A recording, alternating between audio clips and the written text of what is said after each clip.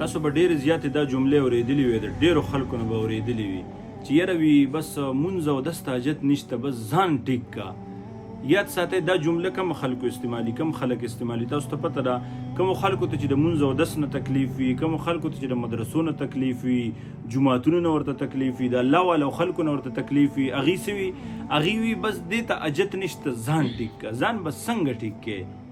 ځان خو به ته په دې اعمالو باندې ټیک کې که نه، چې الله جل جلاله سره به تعلق په دې اعمالو جوړی.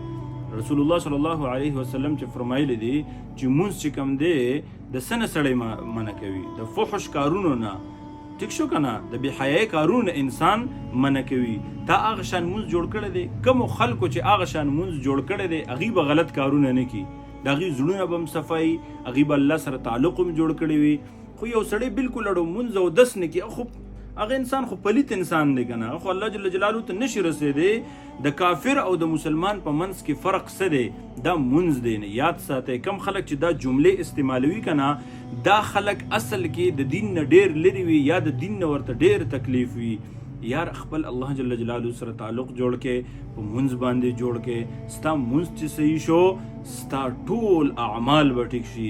ستا مونځ چې ټیک نه شو، ستا اعمال به هم ټیک نه وي، معاملات به دې هم ټیک نه وي. معاملات ټیک کول غواړې، صحیح مونځ زده کا، زړه به دې هم صفا وي، غلطو کارونو نه به منع وي. کنم مونځ دې ټیک نه کو، یاد ساته همیش دپاره تر مرګه پورې به په غلطو کارونو کې مصروف یې، چرته ورته توفیق میلاو نشي د اعمال صالحه.